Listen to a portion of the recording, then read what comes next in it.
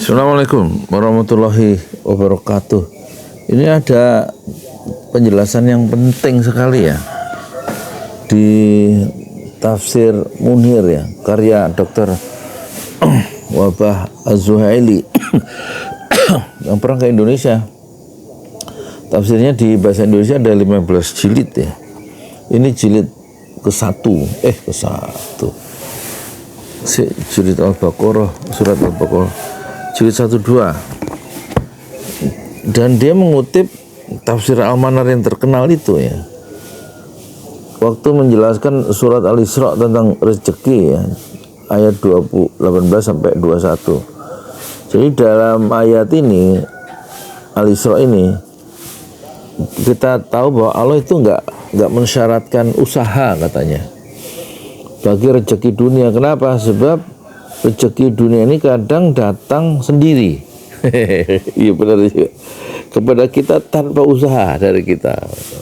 Misal kita mendapatkan rezeki dunia itu melalui waris, ya, nggak ada usaha kan? Ya. Terus dari hibah kasih orang, ya. Kemudian dari wasiat, orang yang mau meninggal punya kekuasaan, kekayaan, terus kita dapat wasiat sepertiganya paling banyak ya.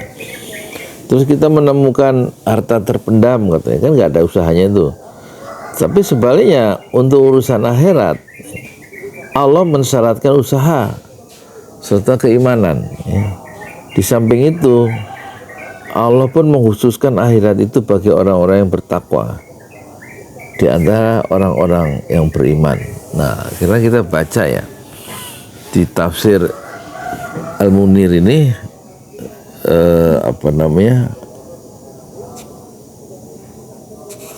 tentang ayat yang dibahas di sini, yaitu halaman, kita bacakan ya, halaman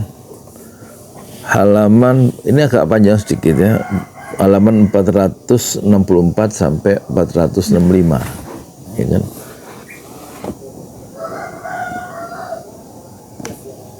Az-Zamakhsyari ini mufasir ya. Mufasir itu ahli tafsir ya.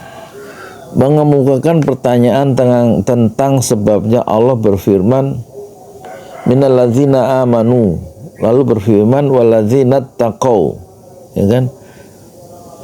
Allah kemudian menjawab bahwa tujuannya adalah untuk memperlihatkan kepada Anda bahwa tidak akan hidup bahagia di sisi Allah kecuali orang beriman yang bertakwa, sekaligus agar menjadi dorongan kepada kaum muslimin agar mereka bertakwa apabila mereka mendengarnya, gitu loh. Inilah balasan terbaik yang kekal di akhirat.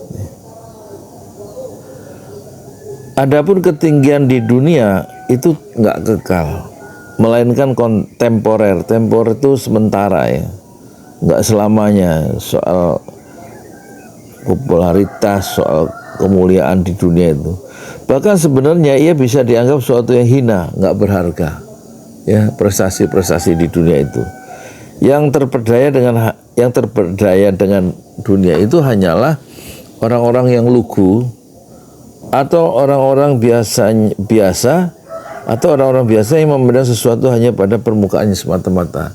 Jadi kebanyakan orang yang biasa itu melihat persoalan itu di level yang permukaan ya, nggak sampai ke hakikat, nggak ada deeping, nggak ada kedalaman kan.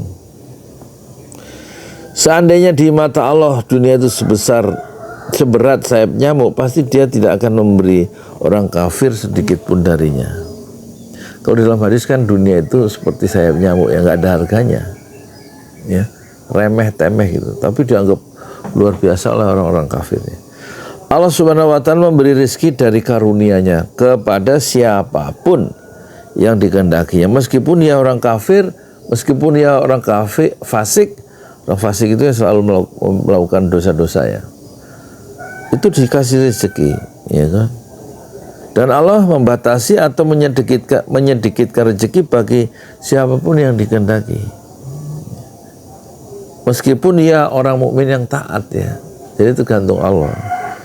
Allah memberi rezeki secara berlimpah tanpa batas di dunia dan di akhirat, sebagaimana dinyatakan dalam hadis Ibnu Adam, anfiq unfiq alaika, wahai anak Adam, berinfaklah, niscaya aku akan berinfak kepadamu. Ya. Ini catatan kakinya, nomor kutipannya nomor 108, yaitu hadis qudsi yang muttafaq alaih dari Abu Hurairah dengan lafal berinfaklah, niscaya aku, maksudnya Allah, akan berinfak kepadamu. Nabi SAW pernah bersabda, anfik Bilal wala tahsya minallahi dzil arsy iqlala. Ya, wahai Bilal, berinfaklah Bilal secara terus menerus, dan jangan khawatir Allah pemilik arsy akan mengurangi rezekinya kepadamu. Suruh infaknya terus menerus, jangan khawatir Allah nggak akan mengurangi rezeki orang yang berinfak, itu loh. Terus Allah berfirman ya, di sini ada terjemahannya saja. Dan Allah, dan apa saja yang kamu infakkan, Allah pasti akan menggantinya. Dan dialah pemberi rezeki yang terbaik. Saba itu surat ke-34 kalau tidak salah ya. Saba 34 ayatnya 39. Saba itu 34 kalau tidak salah. Fatir. Nih ayat ke-39. Di sini ada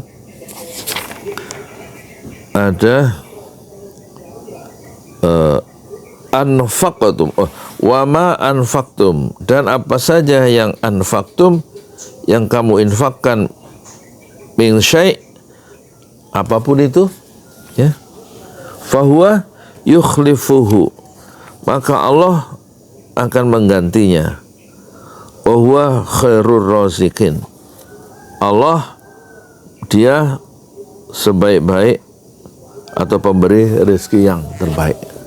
Jadi di sini ada satu informasi yang penting, wa ma anfaqtum, apa saja yang kamu infakkan Allah pasti akan menggantinya ya. Fahuwa yukhlifuh wa huwa khairur raziqin, dialah pemberi rezeki yang terbaik. Dengan demikian ada dua cara menafsirkan bagi kata al-hisab yang terdapat dalam ayat 212, yaitu satu, ini ayat 222 ya. Ayat Al-Baqarah ya. Oke, satu artinya tanpa menentukan kadar ukurannya. Dua, itu adalah ungkapan kiasan tentang keluasan dan tiadanya penyempitan. Dan arti ini sama dengan arti yang terkandung dalam kalimat fulan yunfiqu bi ghairi hisab, yang bermakna fulan berinfak banyak sekali. Kandungan ayat ini berulang kali disebutkan dalam Al-Quran, contohnya dalam firman ayat Al-Isra ayat 18-21. Barang siapa menghendaki kehidupan sekarang, yaitu dunia, ya kan, maka kami segerakan baginya di dunia ini apa yang kami kehendaki bagi orang yang kami kehendaki. Kemudian kami, kata Allah, sediakan surga baginya di akhirat, neraka jahanam, dan kami sediakan baginya neraka jahanam.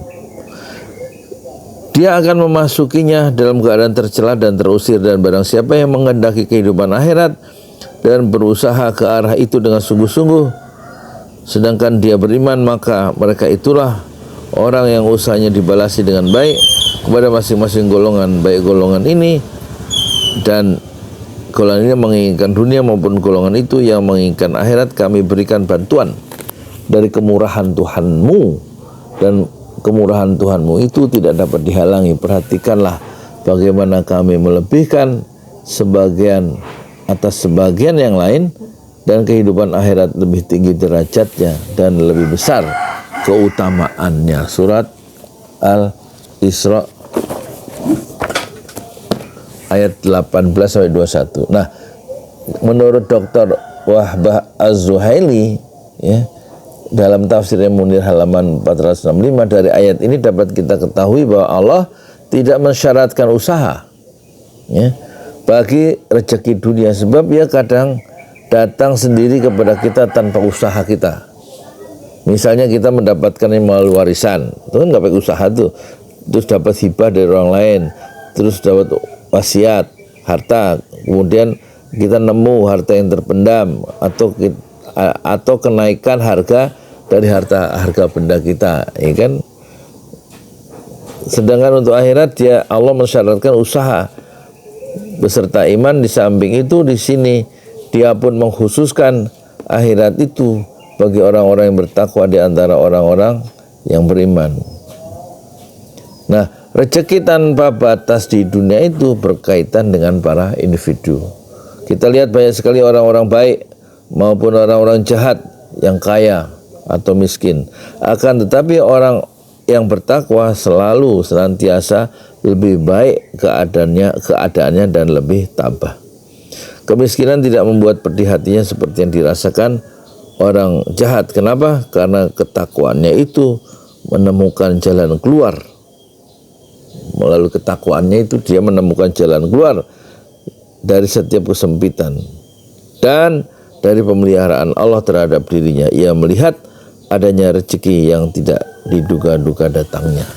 Nah itu ya, kalau orang bertakwa dia gak akan pedih kalau dia kehilangan benda-benda. Dan selalu Allah memberikan satu way out, solusi bagi orang-orang bertakwa. Contohnya di dalam surat itu ada kepastian, ada jaminan ya. Apa namanya, surat apa ya, tolak apa yaj'alahu makhrajan wa yarzuqhu min haitsu la yahtasib. Wa may yattaqillah, siapa yang bertakwa kepada Allah, yaj'alahu, Allah jadikan, yaj'alahu, bagi orang bertakwa itu makhrajan. Makhrajan itu jalan keluar dari setiap persoalan yang dia hadapi dalam hidup. Makhrajan, solusi. Solusi itu milik Allah. Allah yang ngasih solusi. Kewajiban kita bukan nyari solusi, tapi bertakwa. Bertakwa itu artinya memelihara hubungan-hubungan baik dengan Allah, melaksanakan perintah-perintahnya, menjauhi larangannya, ya. Kita jagalah Allah, nanti Allah menjaga kita. Orang yang bertakwa itu dikasih makhrajan, jalan keluar. Makhraj, kan kita suka dengan makhraj ya, tempat keluarnya huruf-huruf itu. Nah, wa may yattaqillah, orang yang bertakwa, yaj'alahu makhrajan. Kata Allah tuh, orang yang memelihara hubungan baik dengan Allah itu yaj'alahu, dia yaj'alahu, menjadikan untuk dia yang bertakwa itu makhrajan, jalan keluar dari solusi dari setiap permasalahan yang dihadapi tanpa usaha dia kecuali bertakwa. Dan wa yarzuqhu, dan Allah memberikan rezeki kepada dia yang bertakwa tadi, la yahtasib, dari arah yang enggak terduga, yang enggak terpikirkan, yang enggak di luar analisis dia, di luar perkiraan dia. Ya wa yarzuqhu min haitsu la yahtasib. Itulah manfaatnya untuk orang yang bertakwa itu dua paling tidak ya. Dia dikasih solusi dari setiap masalah yang dihadapi dalam kehidupan yang bikin pusing ini. Dan kedua, dia dapat rezeki tanpa usaha dia dan di luar perkiraan dan analisis dia, datangnya dari arah yang membuat dia kaget sendiri. Betapa Allah mengatur semuanya dalam kehidupan ini.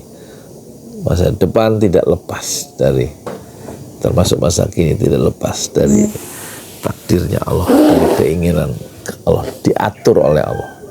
Makanya bertakwalah kita kepada Allah. Assalamualaikum warahmatullahi wabarakatuh.